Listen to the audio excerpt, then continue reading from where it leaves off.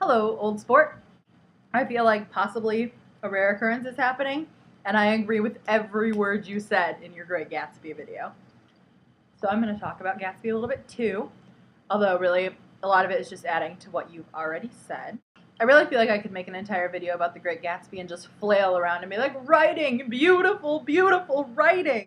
Also, it would include like symbols and weather. I want to say something about the weather, but I'm not quite sure what. The weather's important in the Great Gatsby if you didn't know that, so pay attention to it. I agree with everything you said to the point where when we talked about the food thing, I was immediately like a small rich dessert. And then you went ahead and described in detail a small rich dessert that you had actually eaten. One of my favorite parts where I really think is a great example of Fitzgerald's like amazing style is the scene where Gatsby goes over to Nick's house to meet Daisy, like to re-meet for that first time. And when he's like waiting for her to come in and it's rainy outside, and there's just so much tension in every aspect of that scene.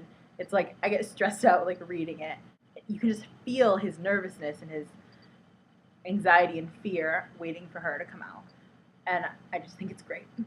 I also agree with you like 1,000,000% on the humanity and the characters being very well built up characters, people. And you said the thing about not being able to relate to Tom.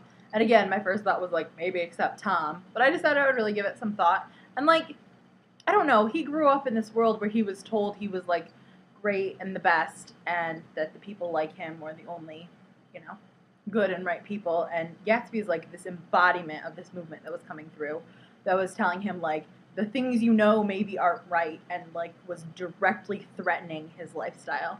Yeah, I don't like Tom, and I think he's terrible, but I think he, does embody people that are out there who think that they are better and do not want you to question that. Another scene that I really liked that I don't think anybody ever talks about, when I reread the book the last time, maybe like a little over a year ago, is at the very end when Mr. Gatsby's dad comes for the funeral. Spoiler alert. And he's like in complete awe and like admiration for this greatness that his son has achieved, and that's in the midst of like this funeral that nobody shows up to, and where you kind of get this sense of futility for the whole novel, because I mean his whole reason that he did all of this was for Daisy, and she didn't want him. So, but then his dad shows up, and his dad is from a completely different lifestyle, a completely different like world than all these people are. Who I think that the small, secluded social group is obviously really an important part, and he's kind of the only. I mean, aside from Nick, who sort of is on the outside, he's really the only outsider we see.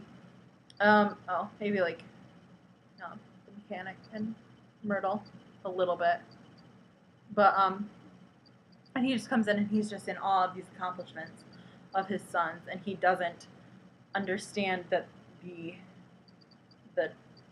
tragedy and the terribleness under his son's greatness, and he just sees the greatness. And I just think it's a really interesting juxtaposition that's just thrown in there for a little bit at the end, and nobody really appreciates it that I've noticed. And one more final thing, the song Sugar We're Going Down by Fall Out Boy has always been my Great Gatsby song. I literally think every part of it is relevant to the text. So when you have a second, go ahead and listen to that and think about Gatsby.